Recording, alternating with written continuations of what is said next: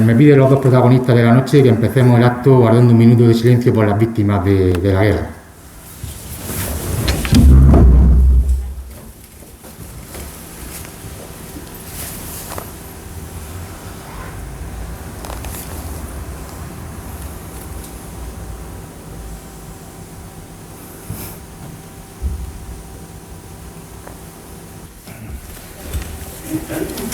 Buenas noches, señor presidente de la Junta de Hermandades, señor presidente de la Hermandad de la Samaritana.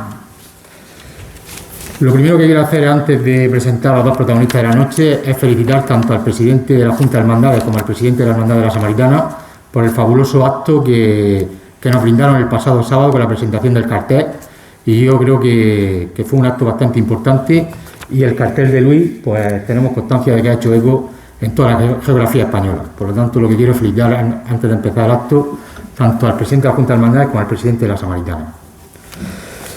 Gracias a todos por acompañarnos.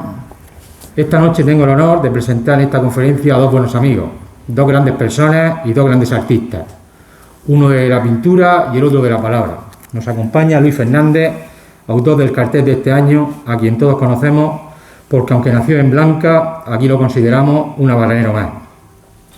Como pintor ha participado en innumerables exposiciones, tanto individual como colectivas, en ciudades como Madrid, Tokio, Roma, Hiroshima, Shanghái, etcétera, etcétera.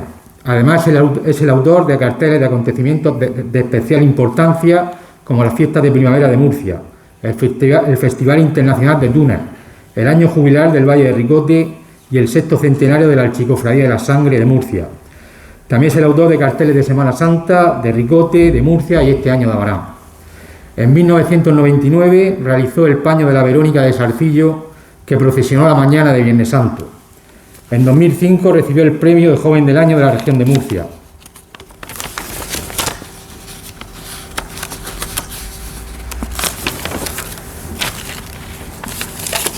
En 2007 recibió el primer premio Valle de Ricote de la Asociación Sociocultural Valle de Ricote. Nos acompaña también José Emilio Rubio, periodista murciano. Está vinculado al mundo de la comunicación desde 1990, primero a través de las páginas del desaparecido Diario 16 de Murcia y posteriormente en la Comunidad Autónoma de la Región de Murcia, donde actualmente forma parte del gabinete de la Consejería de Agua y Agricultura. Persona muy vinculada a la Semana Santa desde niño. Es mayordomo de la Preciosísima Sangre, cofradía de la que es vicepresidente. Cofundador de la Cofradía del Cristo Yacente, de la que fue presidente durante 10 años. También ha pertenecido a las Cofradías de la Salud y de la Esperanza de Murcia y a la del Socorro de Cartagena, así como a la Hermandad de Devotos de Santa María de la Risaca. Ha sido pregonero de la Semana Santa de Murcia, de Cieza, de Bulla, Ricote, Ulea, etc. También de la Inmaculada Concepción en Murcia y Monteagudo. El mes de mayo en San Antolín, de las fiestas de San Blas y la Candelaria de Santulalia, de la Navidad de San Miguel y en San Javier, o de la Hermandad del Rocío de Murcia. Ha sido autor de incontables trabajos en diferentes medios de comunicación, comentarista de la retransmisión de procesiones para televisión y radio, coordinador de las páginas especiales de Semana Santa de Diario 16, y es el autor de la trilogía La Pasión según Murcia, editada por el Ayuntamiento de Murcia. Ha sido ponente en varios congresos regionales de cofradías, también de encuentros nacionales de cofradías, y ha participado en mesas redondas y conferencias sobre Semana Santa en Murcia, Jumilla, Cieza, Abarán, Blanca o Librilla. Sin más que añadir, os dejo con ellos, que seguramente nos inundarán con su sabiduría sobre la pasión. Buenas noches.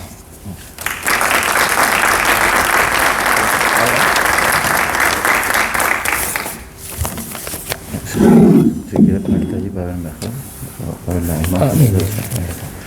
Buenas noches a todos. Muchas gracias, Javi, por la presentación. Yo estoy encantado de venir a Abarán. No es la primera vez que dirijo la palabra.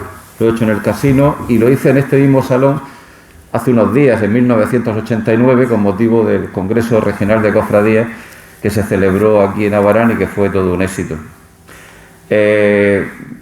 Torear con Luis mano a mano pues es siempre un reto y también una gran alegría, porque ya lo hemos hecho en alguna ocasión y como nos conocemos ya muchos años, nos apreciamos mucho y nos entendemos bien, pues yo espero que lo de esta noche funcione como debe funcionar.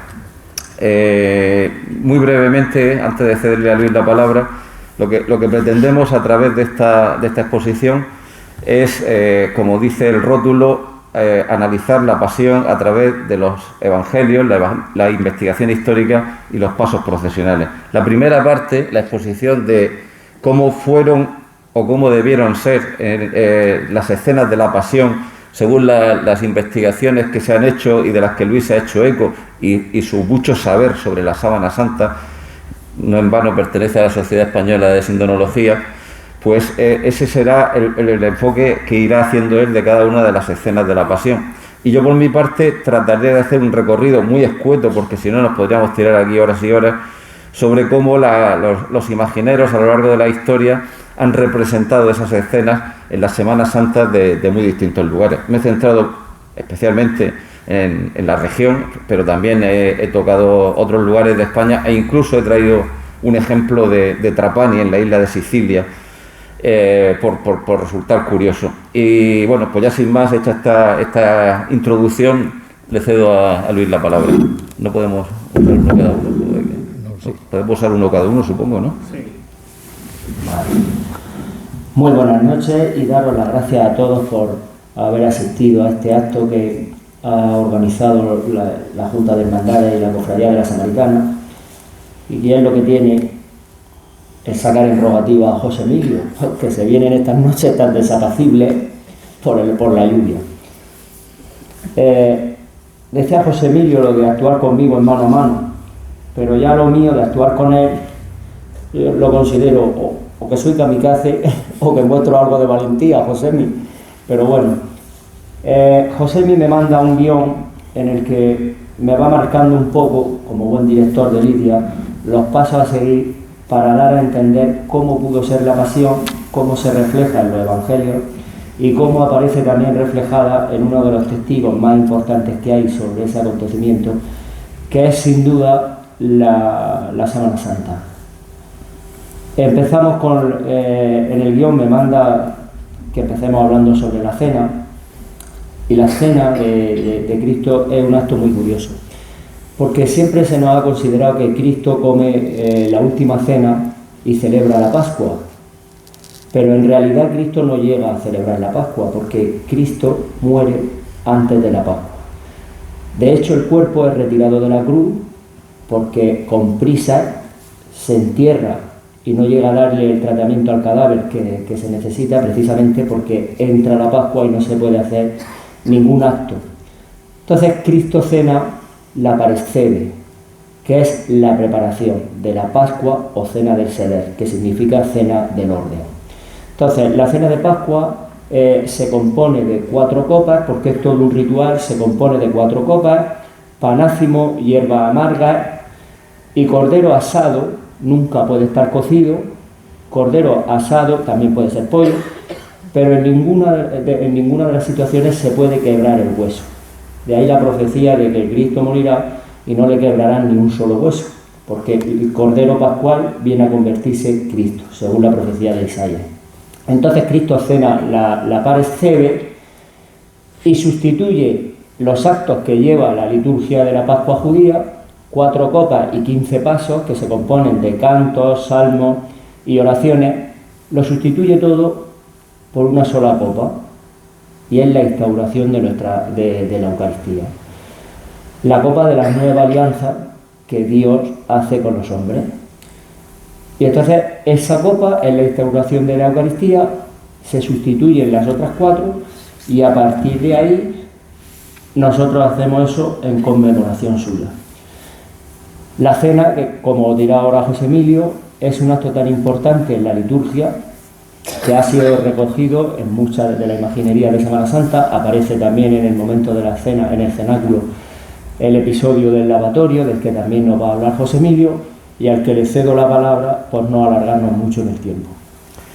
Forzosamente tenemos que ir picoteando, porque si queremos abarcar toda la pasión en un espacio razonable de tiempo, compatible con la vida y sobre todo con la cena, pues con la cena nuestra, no con la de los apóstoles, pues claro, hay que ser ágiles. Yo he querido abrir, por supuesto, con la Santa Cena de Abarán, porque es la protagonista de este año de la Semana Santa de Abarán, porque es la protagonista del cartel, y es la imagen, la del Cristo de la cena, es la que ha reflejado, aparte de toda una simbología que ha hecho Luis en ese cartel, el personaje central de la escena, como no podía ser de otra manera.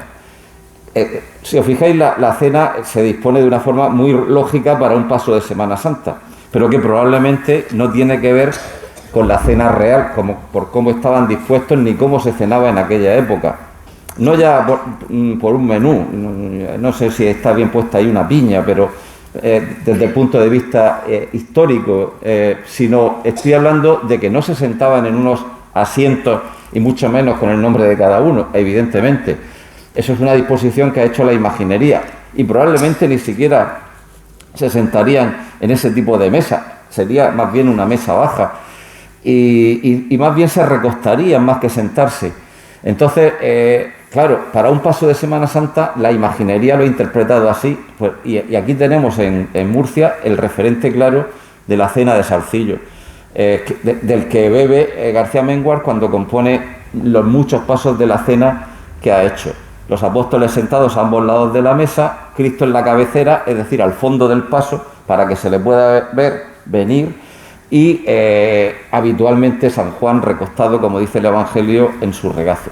Pero, claro, a veces algunos autores, como ocurre en el paso de la cena de Sevilla, con Ortega Bru, que hace el apostolado, y Sebastián Santos, que es el que hace el Cristo, para darle más dinamismo a la escena, observar que hay apóstoles que están de pie y el mismo Cristo, para darle más preponderancia y para que se vea mejor sobre un paso, el escultor lo pone en pie para que domine por completo la escena.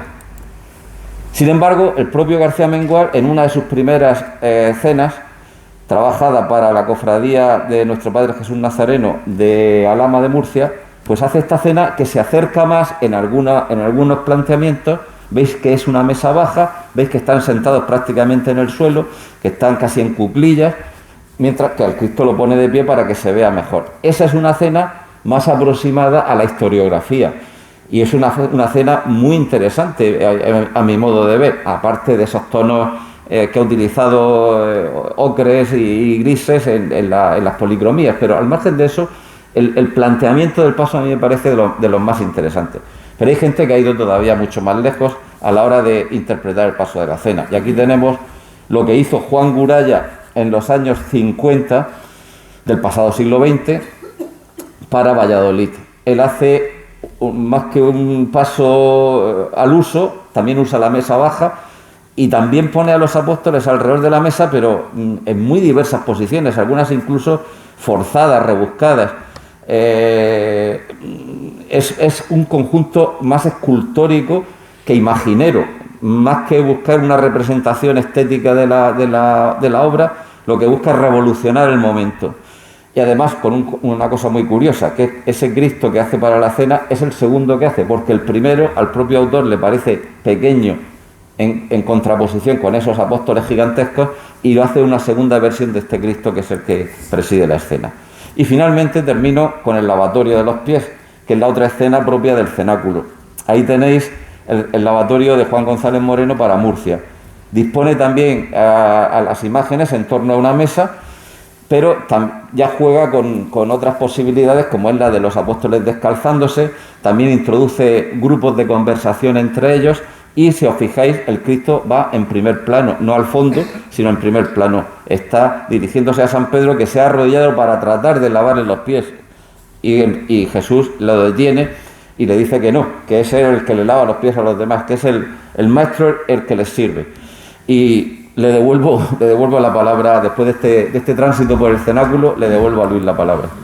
Muy bien, pues después de la cena... Perdona, el de Orihuela, de Salcillo, con solo dos imágenes y puestos uno frente al otro, el Cristo arrodillado y San Pedro sentado para que Cristo le lave los pies. En este se basó el primitivo lavatorio de Murcia.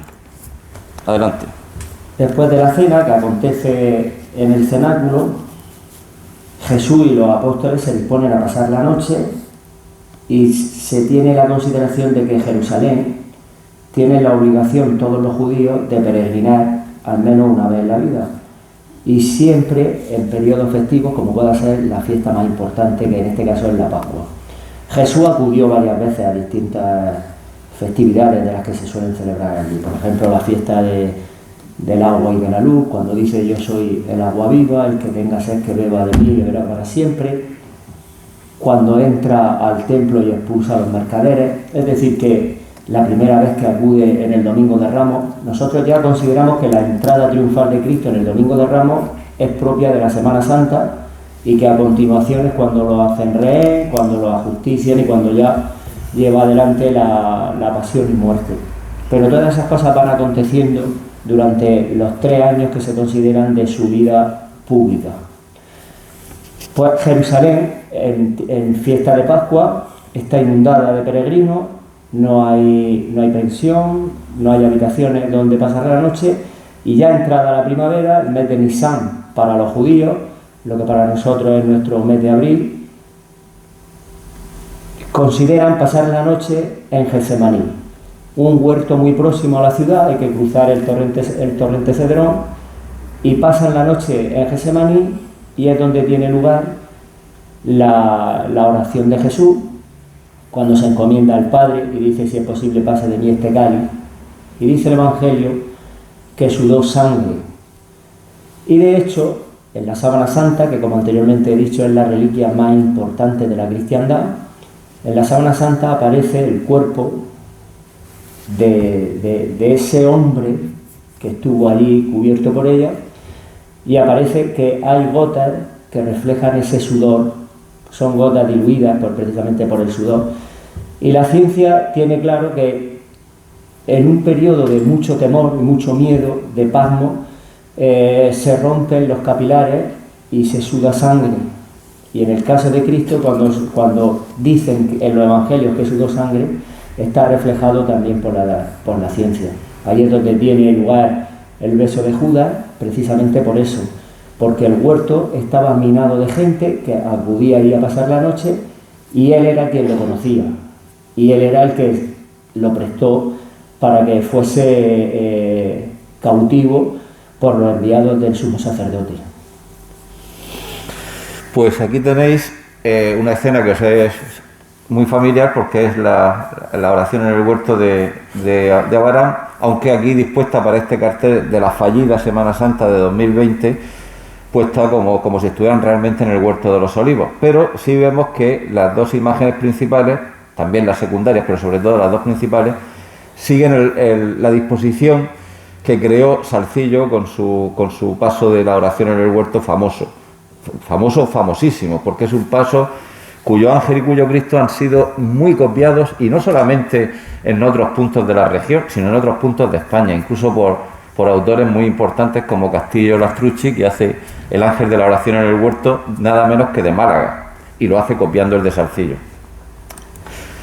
En el paso original de Salcillo estamos muy acostumbrados a ver esa disposición en la que los apóstoles duermen en primer plano. Ahí en el centro va la palmera, entre cuyas ramas aparece el cáliz, pero he preferido esta foto sin palmera, y al fondo del paso es donde aparece Jesús mirando a lo alto y el ángel que lo acoge. Esto que nosotros vemos tan normal, porque lo tenemos en el paso de Abarán, lo tenemos en el paso de Murcia, lo tenemos en 40.000 pasos, pero esto no era lo usual. Esto es una creación de Salcillo, y una creación muy bien traída. Para que el ángel conforte a Cristo, el ángel se sitúa en el mismo plano que Cristo, porque hasta entonces lo que nos encontrábamos era esto. Este paso del siglo XVII de Valladolid, de Andrés de Solanes, como veis, las dos imágenes aparecen enfrentadas. El Cristo arrodillado, pero el ángel enfrente, mostrándole con una mano una cruz y con otra mano el cáliz. Este planteamiento escénico es el que transforma Salcillo con su oración en el huerto e impone una nueva moda. Y luego la otra escena que tiene lugar en el huerto de los olivos, como ha dicho Luis, es el prendimiento. Y el prendimiento lo hace posible Judas con ese famoso beso mediante el que identifica a Jesús. Salcillo, vuelvo a Salcillo porque Salcillo tiene que ser un referente siempre en esta región, resume muy bien toda la escena con solamente 5 imágenes, y consigue meter en un paso de Semana Santa tres escenas distintas al tiempo: el beso de Judas, el romano, que no es un romano sino un soldado de época, cosa muy habitual en Salcillo, que tiende su mano para agarrar a Jesús, ese es el prendimiento, y al mismo tiempo la famosa escena de San Pedro, el gran San Pedro del prendimiento, cortándole la oreja al criado del sumo sacerdote. Y este planteamiento tan conocido de nuestro es totalmente distinto del que hace Sánchez Lozano también en Murcia con su prendimiento para la cofradía del Lunes Santo, la cofradía del perdón. Aquí no hay beso de Judas, aquí solamente hay prendimiento. 2 sayones y un soldado que van a prender a Jesús en el huerto. Y traigo a colación, como he anunciado antes, un paso de Sicilia, de Trapani. Es un paso del prendimiento en el que, curiosamente, ese San Pedro se parece muchísimo, a tantísimos kilómetros de distancia, al de Salcillo. Una cosa verdaderamente interesante y curiosa. Pues, a continuación de la escena del prendimiento, los discípulos, que como habéis visto en la obra de Salcillo, lo refleja ya durmiendo porque habían ido allí a pasar la noche, pues los discípulos salen dispersos por el miedo, han recogido al maestro. Judas lo traiciona, pero lo traiciona por una decepción que él se lleva. Él pensaba que él venía a liberar al pueblo judío de la opresión romana, mientras que la liberación que traía era otra distinta, era más espiritual. Y por eso fue la disconformidad de Judas. Todos los discípulos se dispersan, a excepción de San Juan y de San Pedro, que lo siguen. Llega con Cristo a la casa del sumo sacerdote Anás, que era suegro de Caifás, y dice el Evangelio que entraron dentro del patio porque la chica de servicio reconoció a San Juan, y San Juan hizo que entrara Pedro con él. Ella conoció a Juan porque Juan venía de una familia que tenía la capacidad y de manera económica para que Juan pudiera estudiar la Torá. Juan viene de una familia de Zebedeo y María de Salomé, que tenían como lo que vendría a ser ahora una cooperativa de pesca. Ellos eran naturales de la ciudad de Betsaida, a orillas del lago Tiberíades, y como he dicho, tenían capacidad para que Juan no trabajara y pudiera estudiar la Torá. Estudiaba la Torá, y uno de sus rabinos era el sumo sacerdote Anás. Y por esa relación que tenían es por lo que Juan puede entrar dentro del patio y escuchar, asomarse para oír el interrogatorio, y es donde tiene lugar la negación de Pedro. Cuando hablan con Pedro y lo oyen que por su acento era galileo, y le preguntan si él lo acompañaba. ¿Tú lo acompañas porque tú eres galileo como él? No. Y lo que Cristo le había dicho antes de que el gallo cante, tú me habrás negado. Y ahora José Emilio nos explicará muy bien la negación. Como ha dicho Luis, el primer juicio de Jesús se produce ante el sumo sacerdote Anás. Pero no era ese, en esos momentos, Anás el sacerdote máximo, era, Caifás, como he explicado, Caifás. No obstante, ya le interrogan ante Anás, y es en esa escena en la que se produce la bofetada, o como dicen en el paso, popularmente en el paso de Semana Santa sevillano, la bofetada. La bofetada es la que le va a pegar a Jesús ese sayón que veis ahí en la escena de este paso de Sánchez Lozano hecho para los californios de Cartagena a finales de los años 70. Y la bofetada es la del paso de Sevilla, hecho por Castillo Lastrucci, a quien acabo de citar, que como veis el momento no puede ser más evidente porque esa mano está claro a dónde va. Y luego hay otro segundo juicio religioso, y ahora pasaré a la negación, que ocurre en el patio de Anás, que es cuando es trasladado de Anás, lo llevan a Caifás. Una expresión que, por cierto, ha quedado como ir de Anás a Caifás, ha quedado en nuestro lenguaje coloquial. Y ahí vemos el paso de Murcia, un paso de escultores valencianos, Damián Pastor y Salvador Castillejos. Veis al fondo al sumo sacerdote Caifás que se rasga las vestiduras, y en primer plano a Cristo, que es señalado por un falso testigo, acusado por un falso testigo. Y al fondo hay otro sumo sacerdote que también le señala. Esta escena, formada por 6 imágenes, compone bastante bien lo que pudo ser ese juicio religioso que hicieron a Jesús, preguntándole si se había atribuido el hecho de ser hijo de Dios. Vosotros lo habéis dicho, ha blasfemado. Ahí se resumió todo, en esas pocas palabras quedó resumida toda la cuestión. Entonces es cuando Caifás se rasgó las vestiduras. Aquí tenemos también otro planteamiento hecho en Sevilla por Ortega Bru. Al fondo del paso hay más imágenes, pero Ortega se trae a Caifás al lado del Cristo para que resulte más visible su interrogatorio. Y ahora pasamos a la negación de San Pedro. Aquí tenemos el paso de Murcia, con una imagen muy antigua de San Pedro, de Nicolás de Bussy, de finales del siglo XVII, y la de Cristo, que fue destruida en la guerra, pues ha sido repuesta en 2 ocasiones. Esta es la más reciente, de Pepe Hernández Navarro, del año 2017, y lo que refleja la escena es el relato de uno de los evangelios, en el que dice que Jesús, en el momento en el que San Pedro le niega, Jesús pasa por el patio y lo mira. Evidentemente aquí no están a tiro de pasar por el patio, porque en un paso no se pueden representar esas cosas, pero es evidente el cruce de miradas que se produce entre las 2 imágenes. Y aquí tenéis una composición mucho más amplia, con San Pedro al fondo del paso, Jesús que se vuelve a mirarlo, llevado por 2 sayones, y el personal de la casa de Anás, formado por esas 2 mujeres y un sayón. Este es el paso que realizó Federico Collaud Valera para la Cofradía del Prendimiento de Orihuela. El paso que ha citado antes Josemi de la Bofetada de Sevilla es el único paso de Sevilla en la que Cristo va en el sentido de la procesión de espaldas al público. El único paso. El siguiente paso que me viene marcando Josemi en el guión, y después de este inciso, es la flagelación y la coronación de espinas.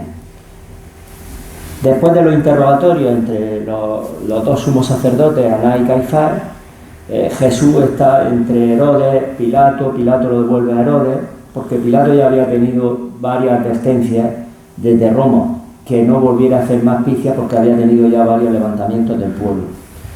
Pilato le da miedo meter la pata, como se suele decir, se lo manda a Herodes. Herodes se niega a juzgarlo porque no ve culpa ninguna en él, ni motivo por el que se abra ese juicio. Y Pilato sabe que tampoco hay juicio alguno. De hecho, el juicio no fue legal en ninguna de las circunstancias. El Sanedrín tampoco podría reunirse de noche, pero bueno, se hizo todo de aquella manera. Pilato cree que con condenar a Cristo a la flagelación y exponerlo al público, que es cuando dice aquello de el hombre, iba a ser más que suficiente, pero tampoco. La flagelación fue posiblemente una de las escenas de la pasión, la más dañina de todas, bueno, a excepción de la muerte, claro está, pero la flagelación es brutal. No tan acentuada como si la habéis visto en la película de Mel Gibson, pero en la flagelación habían reos que morían. La Sábana Santa dice que el cuerpo de Cristo tiene 120 marcas sufridas por la flagelación. La flagelación se llevó a cabo con el flagrum taxillatum, que era un látigo que tenía 3 correas, y cada una de las correas terminaba o bien bolas de plomo o bien unos huesos que se incrustaban en la carne para hacerla sangrar. 40 golpes era el máximo que permitía la ley, y si multiplicamos 40 por 3 látigos son 120 las marcas que tiene. 120 que están por todo el cuerpo, desde las piernas hasta la cabeza, por la espalda y por el pecho. La corona de espinas, más allá del aro que lleva alrededor de la cabeza, la corona de espinas tenía forma de casco y cubría toda la cabeza, por la parte de arriba también. Y es el único caso, el de Cristo, en la que se recoge que un reo es flagelado, coronado de espinas y crucificado. Ninguno antes había sido crucificado, coronado de espinas. Aquí la corona de espinas es por la manifestación de Cristo, que cuando le preguntan, ¿tú eres rey? Y él dice que sí, que es rey, pero que su reino no es de este mundo. Y como burla le colocan la corona de espinas y el manto de color púrpura, que era el color reservado para los césares. Pues, como ha dicho muy bien Luis, Pilatos no estaba nada convencido de la culpabilidad de aquel hombre que le presentaba como digno de muerte, como reo de muerte. Y eso acredita su voluntad de soltarlo de alguna manera, de salirse por una orilla sin que le acusaran, que al final fue lo que acabó ocurriendo, que lo acusaran de no estar con el César, de no ser amigo del César. Y lo primero que hace es mandárselo a Herodes, que al fin de cuentas era el rey de ellos, ¿no? Y así quitarse el mochuelo de encima. Este paso que he presentado, hay pasos mejores, este no es de mucha calidad, pero creo que es el único que hay en la región de Jesús ante Herodes, que está en Jumilla, y que lo hizo Jesús Azcoitia, un escultor cartagenero ya fallecido. Sabéis que en esta escena se produce el momento en el que visten a Jesús con una túnica blanca, que la lleva el sayón en los brazos, como podéis ver, y que era la vestimenta que se le ponía a los locos. Entonces, para hacer burla de Jesús, una vez que no quiso hacer milagros delante de Herodes, lo vistieron con esa túnica blanca. Y otro intento que hizo Pilato fue lo de soltar a Jesús o a Barrabás. Barrabás era un bandido y un criminal, y pensó que iban a elegir a Jesús, pero se equivocó. En la región no hay ningún paso que yo recuerde que presente la escena de Jesús y Barrabás en el balcón de Pilato, pero sí en Ellín, uno hecho por el escultor de Torrevieja, Víctor García Villargordo, que es el que he traído a colación para ofreceros esta escena. Y ya pasamos al tercer intento que hizo Pilato, que fue que les diera pena. Pegarle tal paliza que cuando se lo presentara otra vez les diera pena y decidieran que ya era suficiente. Y entonces, cuando viene la flagelación, de la que ha hecho un relato estupendo Luis, he traído el paso de Abarán, que se ciñe bastante al modelo salcillesco, con 2 sayones flagelando, aunque Salcillo introduce a ese tercer sayón tirado en el suelo, que le saca la lengua a Jesús, que hace burla. Pero la escena de la flagelación también admite muchas variantes, y aquí tenemos una de Hernández Navarro, que hizo para las Torres de Cotillas, creo que fue su primer Cristo flagelado, y que tuvo la idea de agarrarlo por los brazos arriba, en lugar de en una columna baja, como estamos acostumbrados a ver, y que además no fuera una columna sino un tronco. Pero también tenemos esta versión de Ruiz Montes, un escultor malagueño muy de moda actualmente. Con esta obra ganó el premio La Hornacina, que es uno de los premios de escultura más conocidos que se dan en España. Y esta flagelación que la hizo sin que se la encargara nadie, al final se la quedó Torrevieja y sale en procesión en Torrevieja. Como podéis ver, es una versión que no tiene nada que ver con las que estamos acostumbrados. De hecho, es ya una escena posterior a la flagelación. Ese Cristo acurrucado. Ahora estamos en lo de siempre. ¿Es apropiada esta pose de Cristo para sacarla en lo alto de un paso? Pues, bueno, habrá opiniones para todos los gustos, desde luego. ¿Se sujeta este momento a la realidad histórica? Pues es un Cristo, la verdad, verdaderamente llagado, verdaderamente dolorido, pero realmente es muy difícil plasmar el castigo real, como que nos ha relatado Luis, plasmarlo en una imagen de Semana Santa. Y la coronación de espinas. La coronación de espinas, he traído 2 modelos del mismo escultor, para que veáis la curiosidad y la evolución de Hernández Navarro en este caso. Este fue el primer paso de Semana Santa que hizo en toda su carrera, en 1982, esta flagelación con 2 imágenes, una detrás colocando la corona de espinas y otra delante burlándose. Mientras que muchos años después, el mismo Hernández Navarro hace una escena completamente diferente, donde las imágenes principales están de pie, incluido el Cristo, y donde incluso coloca ahí abajo a la izquierda un sayón sentado sentado con los pies por fuera del trono, o sea, como introduciendo al espectador en la escena o saliendo el espectador, el sayón al plano del espectador.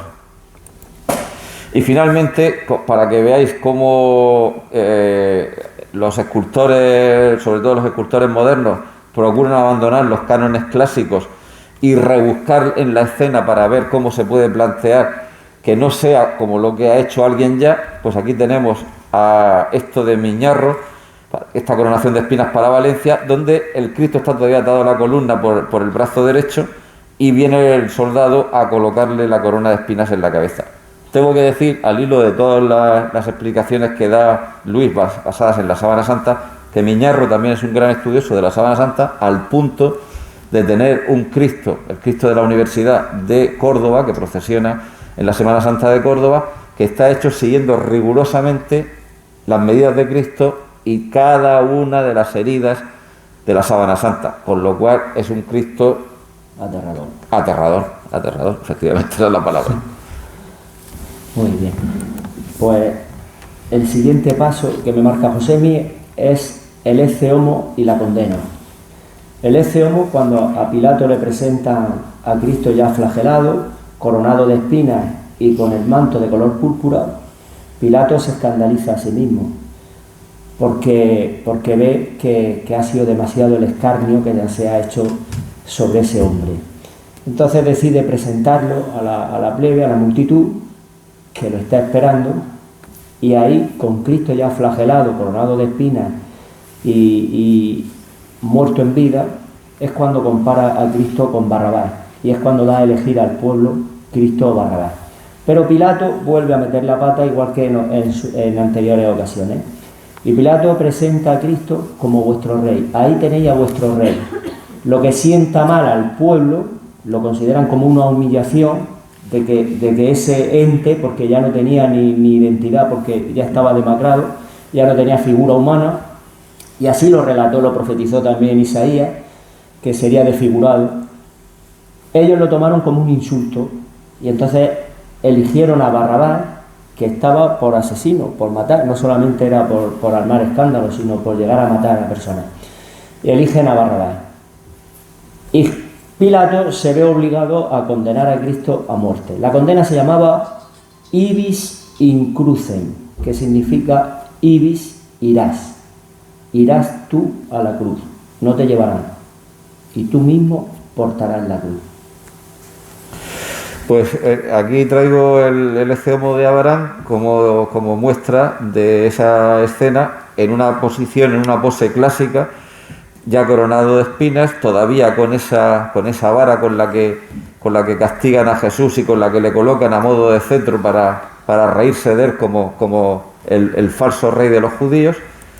Y es una escena que admite también, claro, la presencia, como es natural, de Pilatos que tenemos aquí y de un centurión romano. Este grupo lo hizo Juan González Moreno para Jumilla en el año 41 y como veis, lo que busca el escultor en este caso es un grupo muy apiñado de imágenes muy juntas que forman como un solo bloque.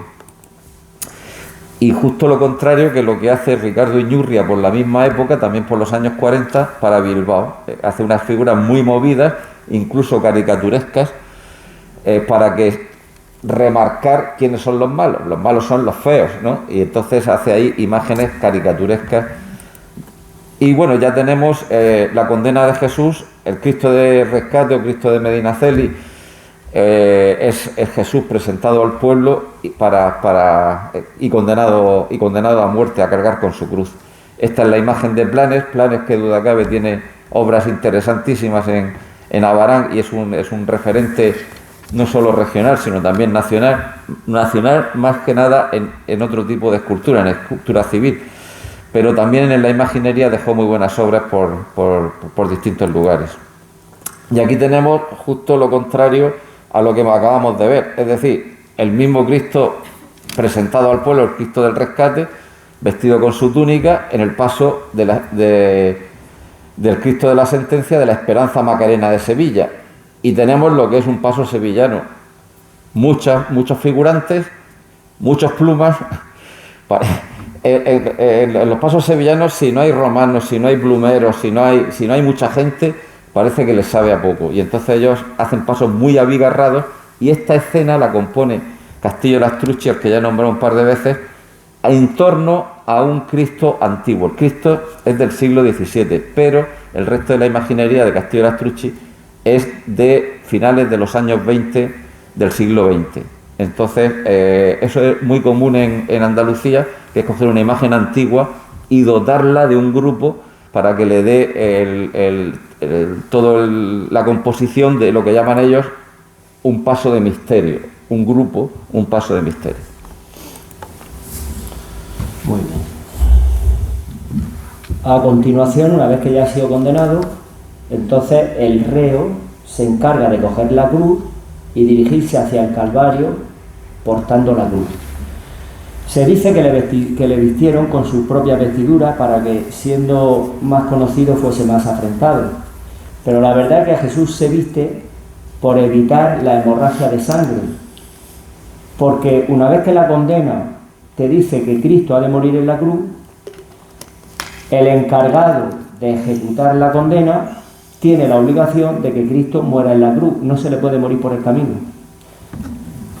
Tenemos que salir un poco de la iconografía que venimos viendo en los pasos de Semana Santa. Aquí el maestro Hernández Navarro acertó en su Nazareno de Cieza, porque Cristo no lleva la cruz que nosotros conocemos hasta el Calvario.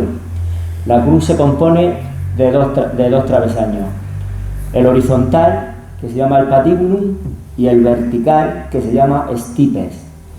El stipes siempre estaba colocado en el lugar de la ejecución y servía como para meter miedo, como aviso: lleva cuidado que mira lo que tienes aquí.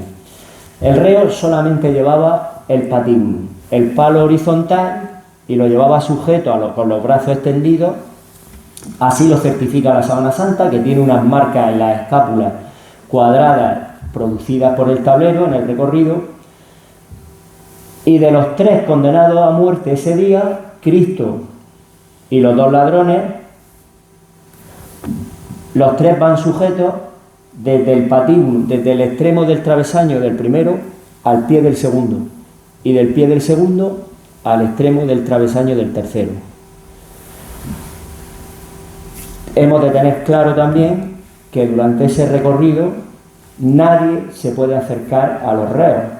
Es decir, cuando nosotros vemos hoy en día la escena en televisión de un violador o alguien que ha cometido un crimen de estos que causan impresión, y la policía los protege porque están obligados a cumplir sentencia y a ser enjuiciados.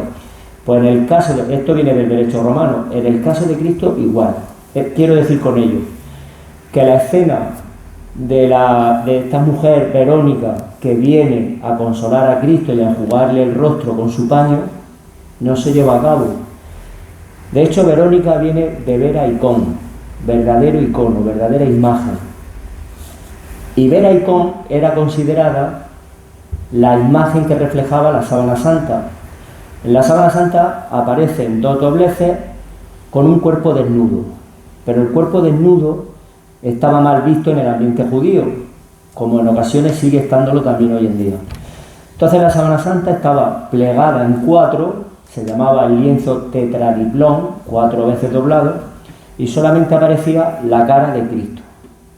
Y esa era la vera icón, y de ahí viene la comparación con Verónica, una mujer que enjuga el rostro de Jesús, y la imagen de Cristo queda reflejada en ese paño. El único paño que pueda haber similar a lo que es un sudario, el paño de secarse el sudor, es el Santo Sudario o pañolón de Oviedo.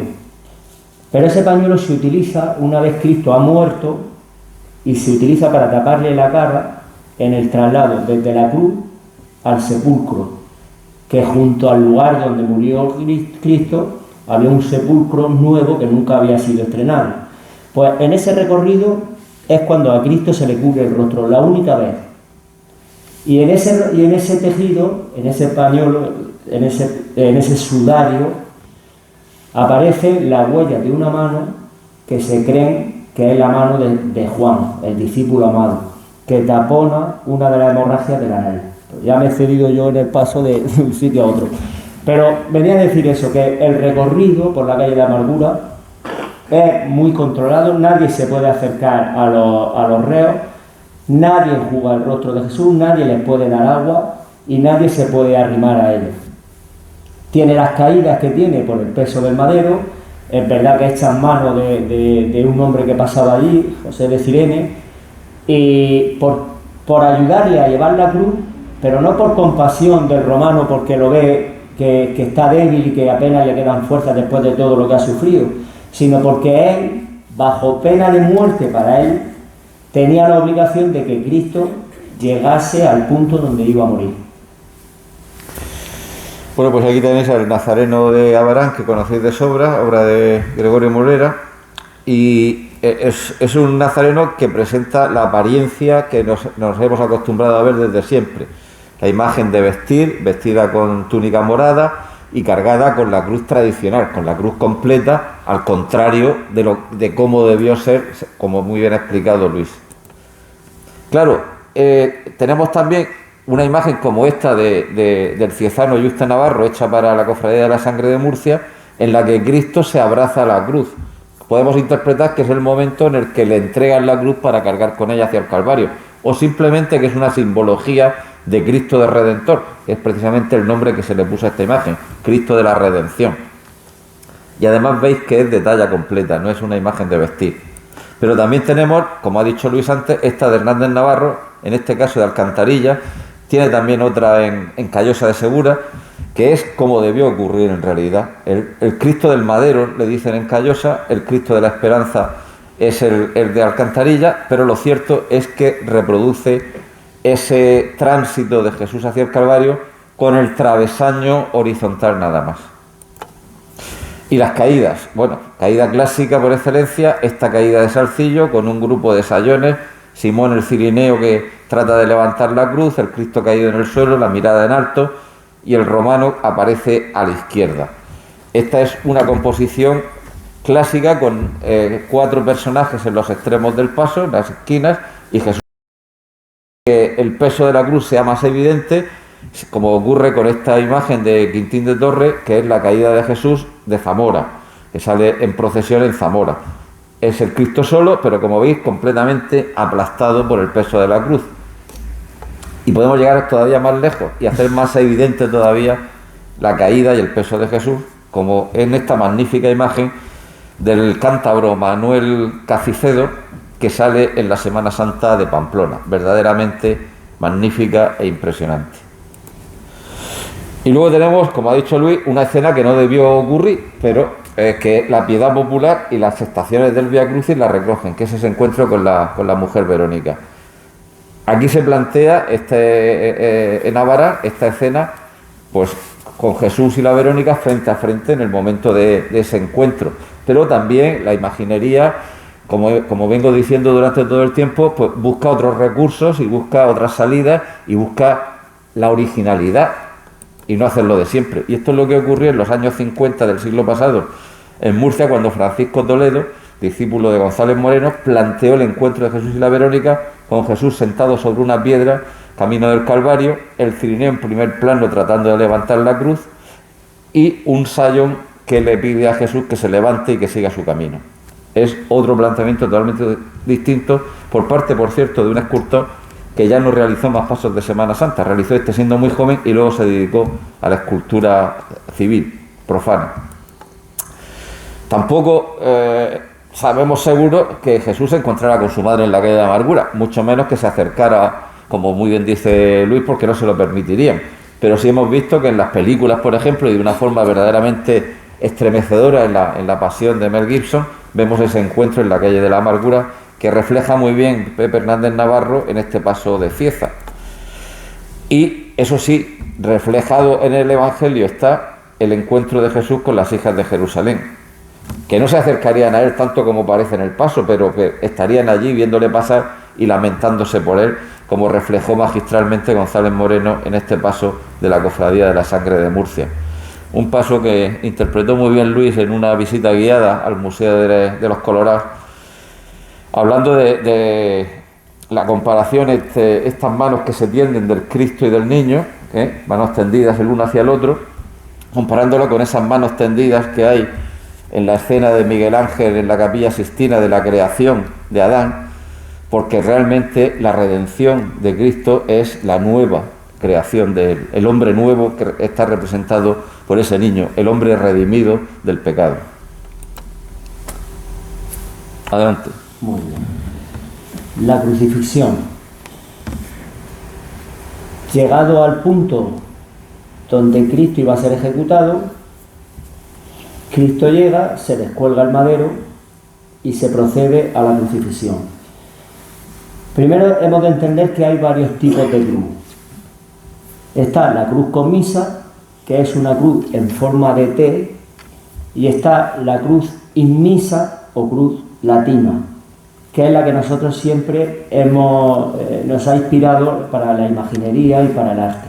Es la cruz que nosotros conocemos, que por encima del patíbulo queda un espacio del estipe, y se considera que esa fue la cruz que se utilizó para Jesús, porque sobre el patíbulo se colocó el título, que fue el porqué de la condena.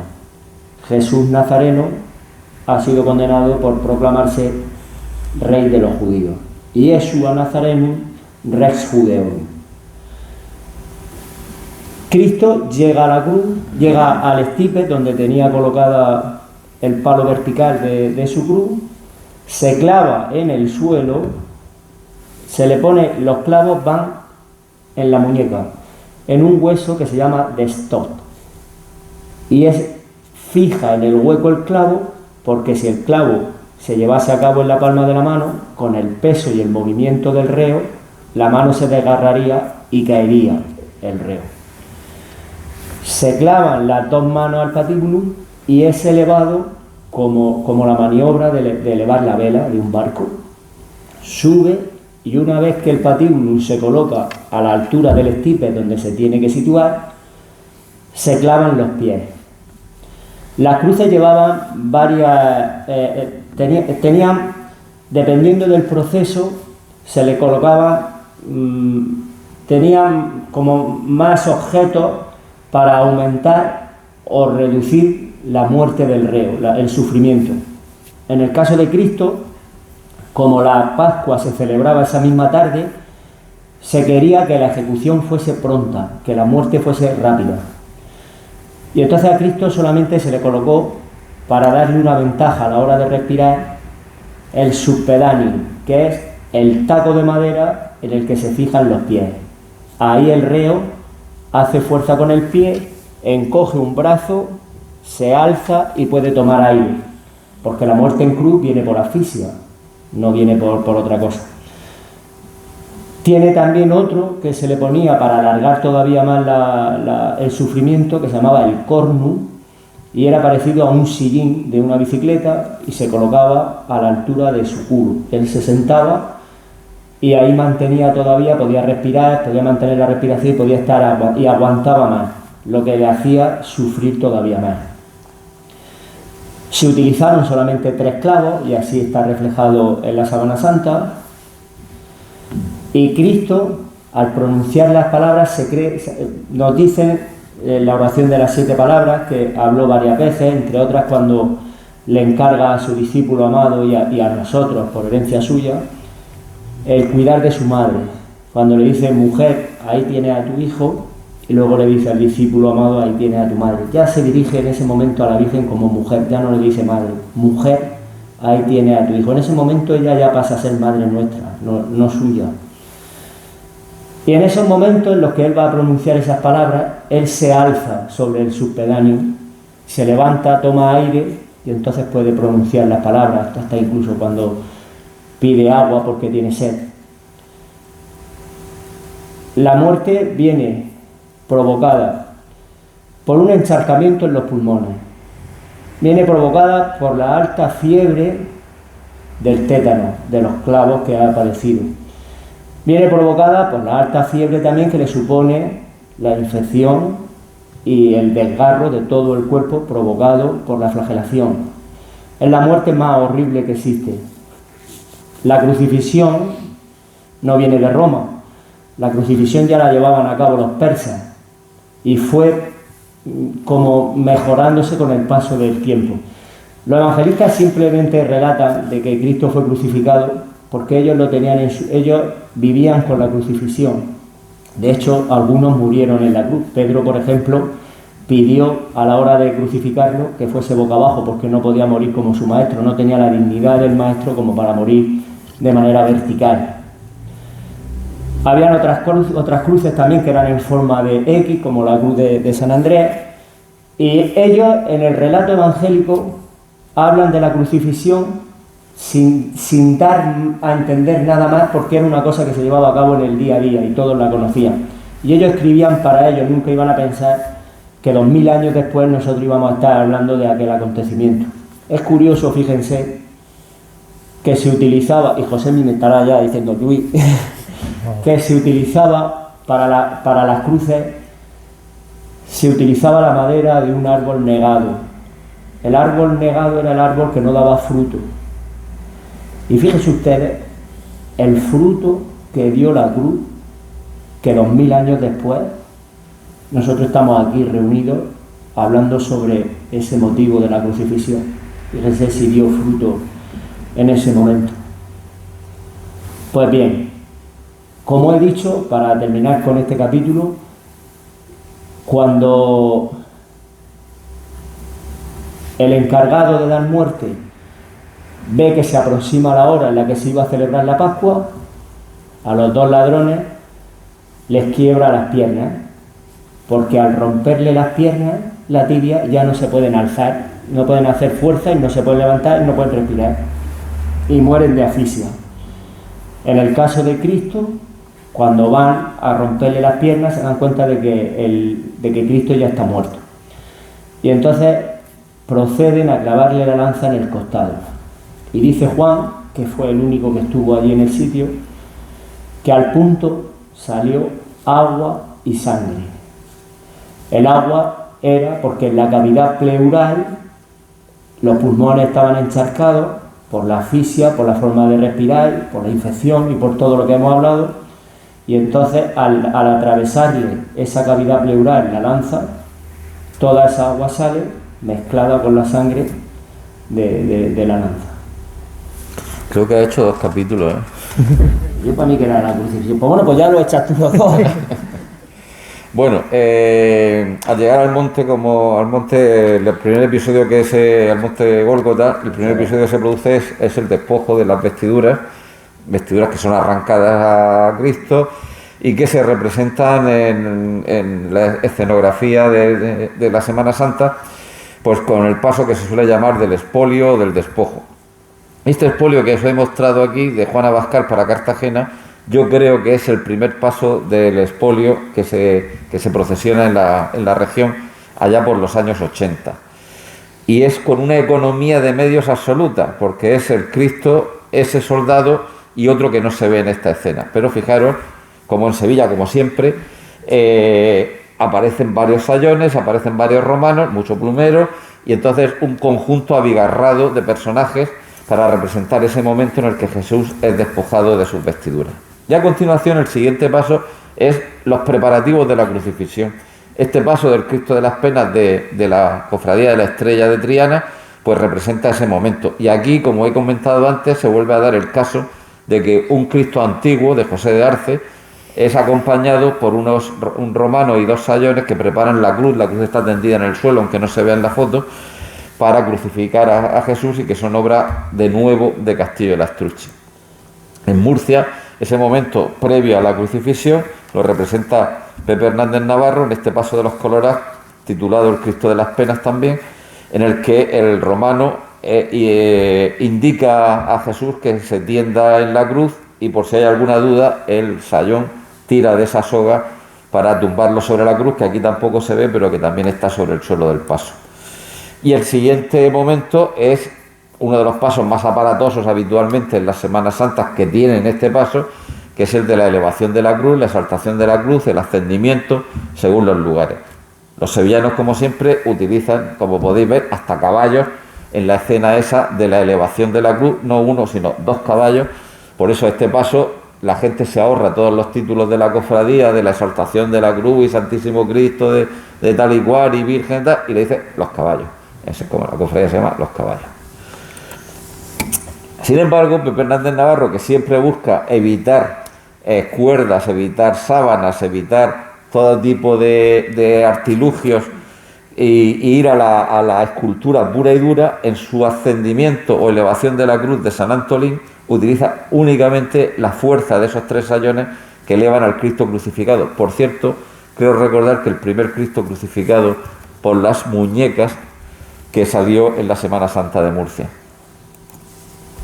Y el mismo Pepe Hernández Navarro, muchos años después, hace esta elevación de la cruz para Jumilla, que sí se ajusta además a la realidad histórica, porque Cristo ha sido crucificado por los brazos, le van a poner el clavo de los pies en ese momento y se está tirando de unas cuerdas para elevar el patíbulum y colocarlo sobre el stipes. Ese es un paso con rigor histórico en el que Pepe cede en este caso a poner cuerdas, escaleras, etcétera, para someterse al rigor historicista. Y bueno, y ya Cristo crucificado, que por eso te he dicho que había entrado ya en el siguiente, traigo a colación un Cristo clásico, el Cristo en la cruz del silencio de Abarán, del escultor Planes, un Cristo que recuerda bastante al que tiene también en la Semana Santa de Jumilla, también en procesión de silencio, y que es un Cristo clásico, crucificado con 3 clavos, un Cristo vivo en este caso, porque no tiene la llaga en el costado.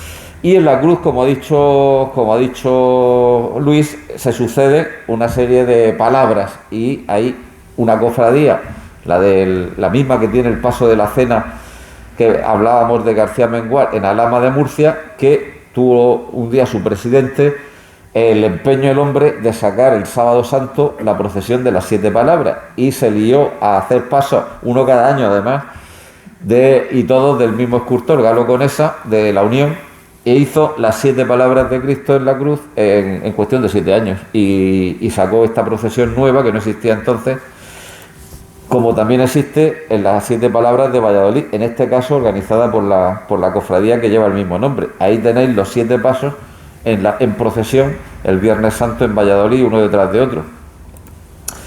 Pero sin duda hay 3 escenas concretas que son las que resumen las 7 palabras. Una, la de la conversión del buen ladrón. Aquí tenéis la escena hecha por el mismo Hernández Navarro, tantas veces citado, para la cofradía de la sangre de Murcia, que sale en la procesión del Jueves Santo, y que además tiene la particularidad de que el buen ladrón lo ha hecho negro, y además tomado del natural de un músico que conoció en la ermita de los Ramos y al que le pidió permiso para retratarlo y convertirlo en el buen ladrón cada tarde de Jueves Santo en Murcia. Y otra escena clásica es la entrega de Jesús a San Juan de su madre, la encomienda a su madre. Y claro, lo que cuesta trabajo no es encontrar un calvario donde aparezcan la Virgen y San Juan al pie de la cruz. Lo que cuesta trabajo es encontrar que además sea un Cristo vivo, como ocurre en este caso con este Cristo, que además es el Cristo de las 7 palabras de Sevilla. Un Cristo también antiguo, con una serie de imágenes alrededor menos antiguas. Y la sed, también hemos hablado, tengo sed. Aquí tenemos otra escena de Hernández Navarro, en este caso para Cieza, y también caracterizada por la economía de medios, porque la escena la componen exclusivamente Cristo crucificado y el sayón que le acerca esa esponja empapada en vinagre. Y finalmente, el resumen de las últimas palabras de Cristo en la cruz se puede concentrar en este Cristo de la expiración. Padre, en tus manos encomiendo mi espíritu. En este caso de Salcillo, Cristo de la Esperanza, que desfila el Domingo de Ramos en Murcia. Pero para hablar de Cristo en la cruz no quiero yo cerrar este repaso por la Semana Santa española sin meter una imagen de Gregorio Fernández, escultor por excelencia de la Escuela de Imaginería Castellana, que tiene este Cristo de la Luz en Valladolid, que es una verdadera maravilla y que concentra en él toda la sabiduría, de Gregorio Fernández para hacer sus Cristos crucificados y también sus Cristos yacentes, por supuesto. Y si hablamos de verdaderos maestros para hacer crucificados, pues yo tengo especial devoción por Juan de Mesa. Juan de Mesa, escultor cordobés, que hace para Sevilla este maravilloso Cristo del Amor, que no le falta detalle porque tiene la muerte plasmada en cada uno de los detalles de gubia y de maestría que reúne esa cabeza. No sé si hablar ya de la lanzada, puesto que ya la has citado. Entonces, la escena de la lanzada, solo voy a poner 2 ejemplos y con eso termino con este capítulo y vamos ya hacia el final, que es la lanzada de Sevilla. Como siempre, muchos personajes, las 3 Marías al pie de la cruz, San Juan, la Virgen, el romano a caballo con la lanza y el Cristo crucificado. Todo ello, además de varios autores de diferentes épocas. Pero esta escena, que parece tan complicada y que parece que necesita el caballo, pues se resuelve sin caballo perfectamente en Granada, por ejemplo. Y aquí tenemos este paso de Barbero Gor, hecho en los años 80, en el que, como se puede ver, solamente hay un Cristo crucificado y un romano a pie, que es como debía ir el romano, probablemente, porque no creo que un romano a caballo andara por allí, por el Gólgota, acertando en el sitio concreto para asestarle la lanzada a Jesús. Muy bien. El descendimiento de Cristo, que es el siguiente paso que me pone José Mí.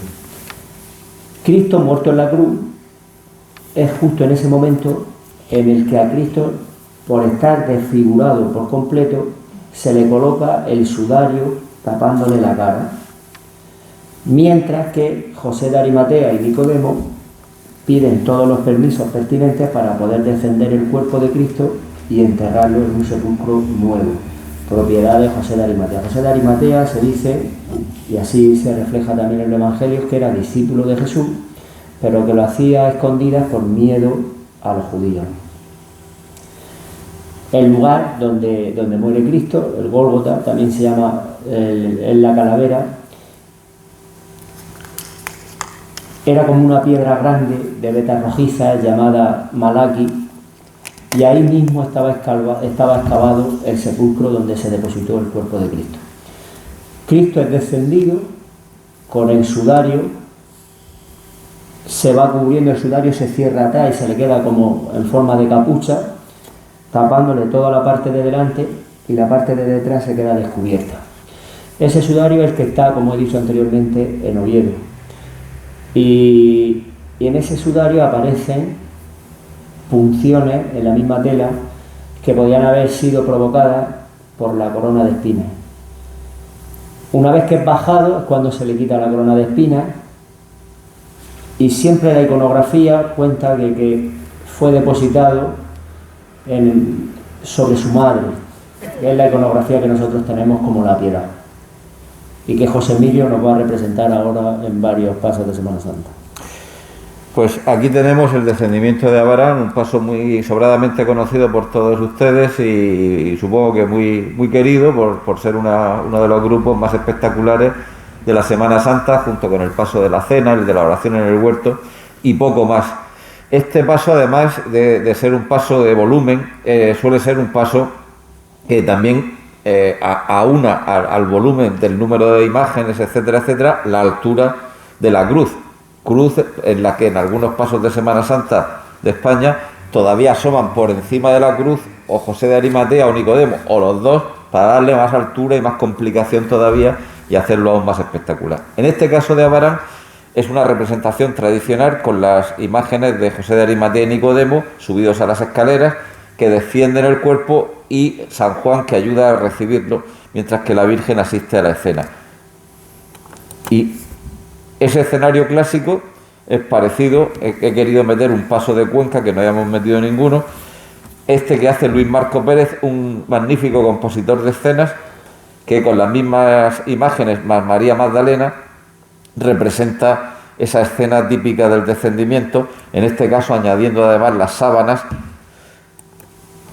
Y sin embargo tenemos en Cartagena este descendimiento absolutamente peculiar.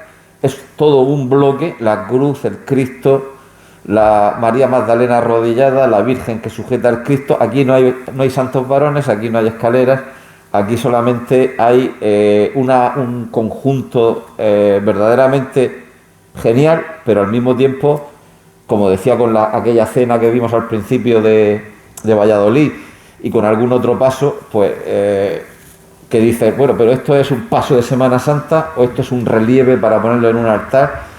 Sin embargo, es un paso que la crítica acogió de forma excelente cuando fue estrenado en el año 1930 y que consagró a José Capuz como, desde luego, el gran imaginero que era. Y hablando de grandes imagineros, esta representación magnífica de la Piedad, la Virgen de las Angustias, realizada por Francisco Salcillo en el año 1741 para la Cofradía de Servitas de Murcia. Bueno, verdaderamente tiene poco que explicar, aparentemente, aparte de la magistral talla del Cristo, tiene un detalle que es importante en Salcillo, que es que sus vírgenes miran hacia arriba. Las dolorosas de Salcillo miran hacia arriba y tienen los brazos abiertos. Y la Virgen de las Angustias, a pesar del momento que representa, no está mirando al Cristo que tiene en el regazo, sino que está mirando al cielo. Al contrario de lo que ocurre, sin embargo, con esta Piedad o esta Virgen de las Angustias, porque también se llama Virgen de las Angustias, esta imagen de Córdoba realizada por Juan de Mesa, imagen de vestir además, algo que nos puede chocar porque no estamos acostumbrados a ver una Virgen de vestir en esta escena, y que recoge sobre sus rodillas algo absolutamente impropio, pero muy efectista para acentuar el carácter de madre que utiliza Juan de Mesa, y esa talla magistral de este Cristo, que ahora vamos a ver. Este mismo Cristo lo vamos a ver como Cristo yacente, pero en Sevilla, hecho por el mismo escultor. Y bueno, pues también, aparte de la escena de la Piedad, puede llevar dos imágenes o puede llevar muchas, y nos vamos otra vez a Sevilla para que aparezcan José de Arimatea, Nicodemo. La Virgen tiene al Cristo con ella, pero alrededor suyo aparecen todo el resto de las imágenes, formando este paso de la Cofradía de la Mortaja. Y nos vamos al sepulcro ya. En el Santo Entierro, que es el siguiente paso que a mí me marca Josemi, decir que en ese recorrido de Cristo, una vez que es cogido y trasladado al sepulcro, es donde al principio de la conferencia os dije que en el Santo Sudario aparecía la huella de una mano que tapa la sangre que derrama por entre la nariz y la boca el cuerpo de Cristo, ya inerte. Hay una diferencia, y así se ha estudiado en algunas de las manchas de la Semana Santa y de este Santo Sudario, entre la forma de coagular la sangre con una hemorragia en vida y la forma en la que se derrama, que ya no es a borbotones, ya cae como muerta, como el agua suelta, una vez que Cristo ha muerto. En ese recorrido es donde aparece la huella de la mano, se cree que son de San Juan, tapándole la nariz, y es depositado en el cuerpo, en el sepulcro. Se quita el Santo Sudario de Oviedo y se pone aparte, se abre la sábana y se pone en la base del sepulcro, encima el cuerpo de Cristo, y la otra parte de la sábana, como si fuese un libro horizontal, cubre el resto del cuerpo. Se venda y se deja para, una vez pasada la Pascua, venir y que las mujeres hiciesen la labor de entierro, limpiar el cadáver, perfumarlo, en fin.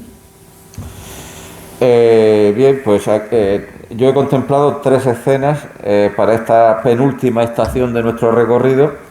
La primera es el traslado al sepulcro, al que se acaba de referir Luis. Este es el paso sevillano de los años 50, realizado por Ortega Bru, con alguna imagen suelta, como la Virgen y Santa Marta. Vosotros diréis, ¿y qué pinta Santa Marta ahí? Bueno, pero es que la cofradía esta la fundó el gremio de hostelería, y a Santa Marta había que meterla por algún sitio, y la metieron en la escena titular del paso. Bien, pues esta escena, como siempre, abigarrada, como siempre, con muchos personajes, pero la tenemos aquí mucho más sencilla, aquí a la vuelta de la esquina, en Jabalí Viejo. Tenemos este paso que hizo también en los años 50 Liza, para el pueblo vecino del suyo, porque él era de Guadalupe, y en la que con dos imágenes representa ese momento del traslado de Jesús al sepulcro. Y el momento del santo entierro es el siguiente entierro. Una vez que llegan al sepulcro, depositar a Cristo en el sepulcro. Y entonces tenemos a Juan González Moreno con esta magnífica representación que hizo para la Cofradía del Santo Sepulcro de Murcia en el año 41, que como vemos está compuesta por 6 imágenes, aunque María Magdalena está tapada por Nicodemo a los pies del Cristo, y José de Arimatea es el que sujeta al Cristo, y al levantarlo con la sábana, en realidad lo está depositando en el sepulcro, pero a efectos del escultor lo que está haciendo es levantarlo para que el público tenga una buena vista sobre el paso de la imagen principal, que es el Cristo. Y ese mismo Juan González Moreno, en el año 59, hace esta misma escena para Cartagena, pero la recompone, la organiza de otra manera. Pone a los mismos personajes en parecidos sitios, pero como veis, las imágenes son mucho más movidas, hay mucho más estudio de volúmenes, y en definitiva es el tiempo que ha pasado desde que el escultor hizo uno de sus primeros pasos, que fue el de Murcia, hasta que hizo el de Cartagena en su plenitud como escultor en el año 1959. Y no quería yo dejar de traer a colación esta imagen, que solo ha salido en procesión una vez este grupo escultórico. Está en el Museo de Escultura de Valladolid, es absolutamente magistral, es el Santo Entierro de Juan de Juni, no está hecho para procesionar, sino para el retablo del sepulcro de un arzobispo, pero un año, en el año 1931, salió por primera y única vez en procesión, y por eso me ha valido para meterlo aquí de rondón y para rendir homenaje a la gran obra de Juan de Juni. Pero lo más habitual en casi todas partes es el Cristo yacente, el Cristo solo, no el Cristo enterrado por un grupo de personajes. Y el Cristo yacente de Abarán es de José Planes, es una gran imagen, un esquema de Cristo que con pequeñas variaciones Planes repitió para diversas localidades. Lo tenemos en Cieza, lo tenemos en Lorca, lo tenemos en Alcantarilla, en unos casos con urna y en otros casos sin urna. Sin urna también desfila en Murcia la tarde del Sábado Santo, en la cofradía que tuve el honor de fundar y luego de presidir, este Cristo yacente del año 1574, nada menos, que desfila por las calles de Murcia, que tampoco lleva urna y que es una imagen de más de 2 metros de talla, y está considerada como una de las 3 imágenes más antiguas de la Semana Santa de Murcia. Y el que os he dicho antes, Juan de Mesa, que veíamos con la Virgen de las Angustias de Córdoba, y vemos un Cristo igualito o muy parecido, familiar sin duda, de aquel que vimos en Córdoba, procesionando el Sábado Santo en Sevilla, dentro de esa maravillosa urna neogótica que se construyó a finales del siglo XIX. Muy bien. Ya como fin, la resurrección de Cristo. La resurrección es un hecho tan sumamente curioso que hemos de tener claro y considerar que nadie, a excepción de Cristo, ha resucitado. Y ustedes me dirán, ¿y Lázaro? Lázaro no resucitó. Lázaro fue resucitado por Cristo. Pero nadie ha experimentado el resucitar por sí mismo, a excepción de Cristo. Cuando la mañana del sábado se acerca María Magdalena y encuentra el sepulcro abierto, entra y ve, bueno, ella se encuentra con Cristo, va, anuncia a sus discípulos que el sepulcro estaba vacío y que se había encontrado con el Señor. Ellos acuden 2, Juan y Pedro. Juan es el primero en llegar, se asoma, no entra por jerarquía porque el líder es Pedro, y entra, y cuando llega Pedro pasan los 2. Se encuentran el sudario con el que fue cubierto el rostro, doblado aparte, como lo dejaron la tarde en la que fue sepultado,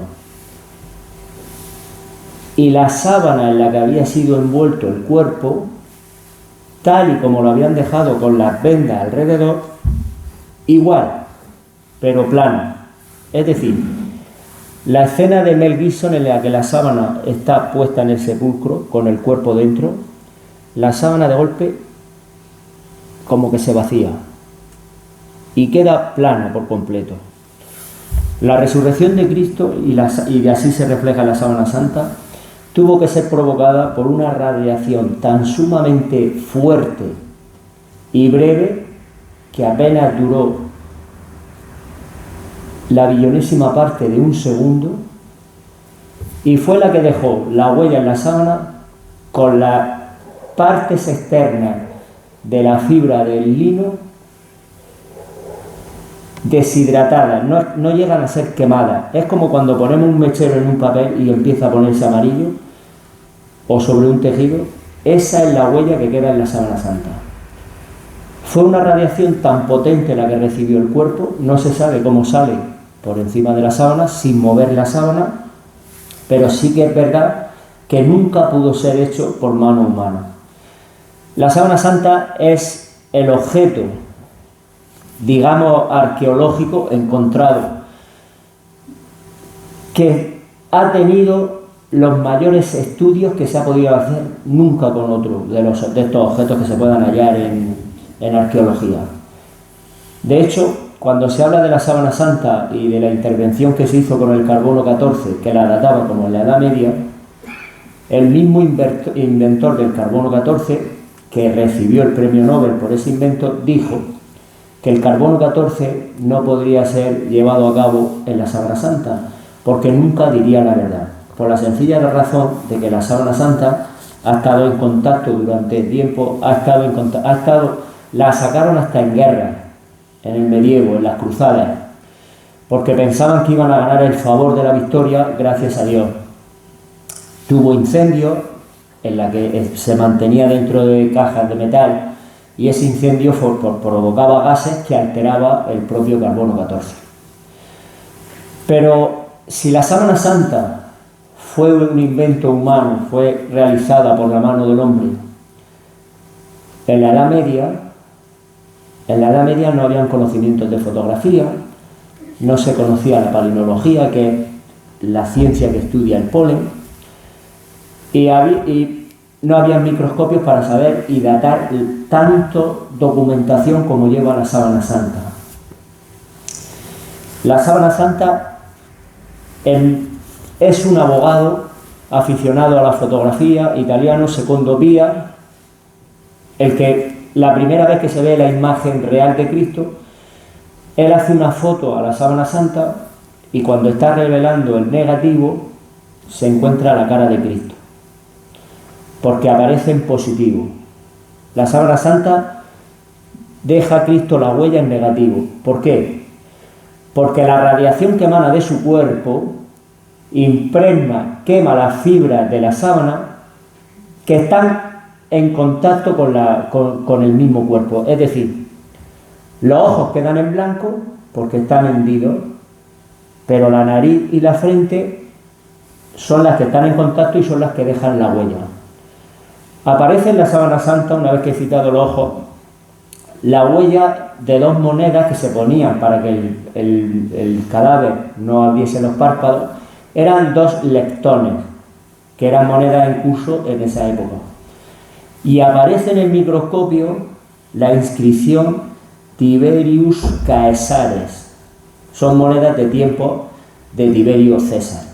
Nadie en la Edad Media podría reflejar en una sábana a nivel de microscopio las letras de una moneda, igual que ahora sacan una moneda y van Juan Carlos I, rey de España, en 5 duros, o en la moneda que se encuentren ahora en un euro. Nadie tenía esa capacidad, nadie conocía la fotografía y nadie pudo pintar en negativo. Nadie pudo pintar porque tampoco hay trazo y nadie puede pintarse en un trazo. Yo si cojo el pincel para pintar, trazo con el pincel. En la sábana santa no hay trazo alguno, simplemente están las huellas de una sangre, se sabe la tipografía de la sangre, se sabe la proporción de la imagen que queda impresa en la sábana, está todo estudiado, nunca se ha estudiado una reliquia, nunca se ha estudiado ningún descubrimiento arqueológico, como he dicho anteriormente, como el de la sábana santa. Entonces, la resurrección es algo que tuvo de que ser tan potente y tan breve en un espacio tan corto de tiempo para deshidratar esas fibras sin llegar a quemarlas y dejar la huella que dejó en esa sábana. Ya, ¿qué más se puede añadir?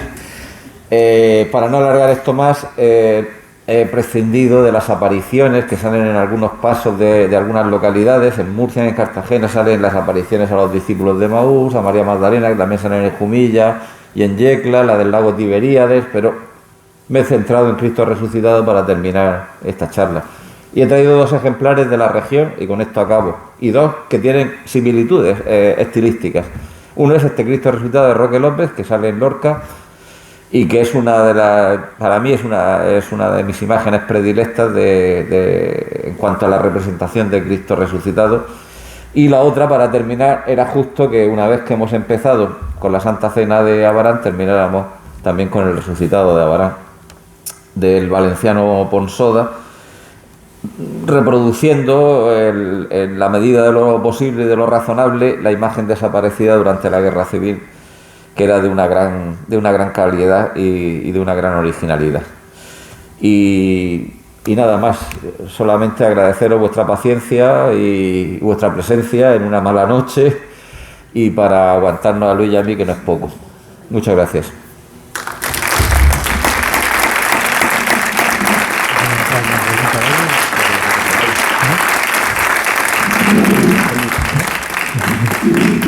Me dice Luis que si alguien quiere hacer alguna pregunta referente al cuadro o a la conferencia, que... Yo te he dicho que se la hagan a Josemi, no al cuadro. El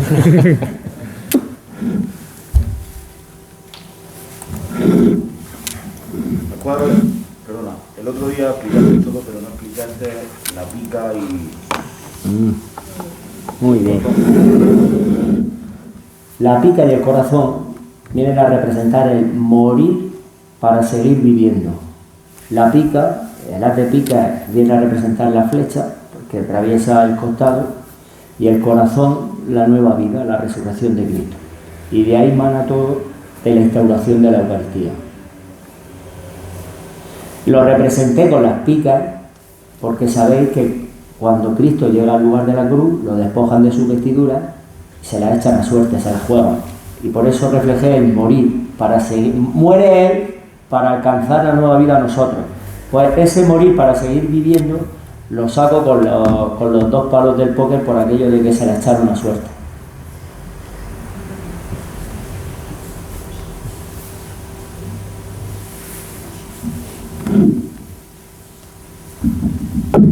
¿Alguna pregunta más? José Antonio. José Miguel, yo tengo un gusto de un santo. Me dijeron que era, lo subasté en Cartagena, fui a la subasta, era de Capú, en Santiago. Sí, sí. Eso me certificaron en la subasta que era de Capú. Sí. Porque me comentaron que los 2 escultores que habían en Murcia, después de lo que pasó, uno era Capú y otro era Planes. Planes le hacía imágenes a estos y Capú a estos. Por eso yo quiero saber, y la forma de saber yo si ese santo, si ese gusto que tengo yo en mi casa, que desfilan en Abarán, en las hermandades de San Juan, que es Santiago, si es de Capú o es difícil eso, o cómo pasa. Bueno, yo cuando... No quiero sacarlo a que la gente...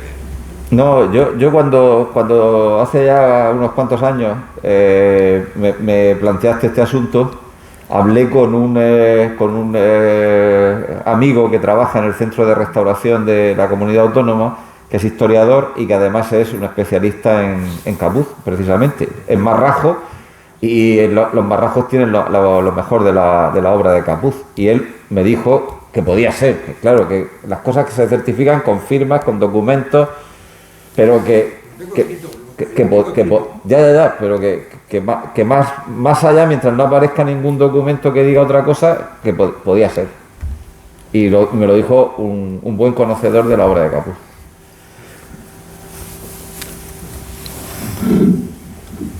Bueno, si no hay ninguna pregunta más, buenas noches y muchas gracias por vuestra asistencia.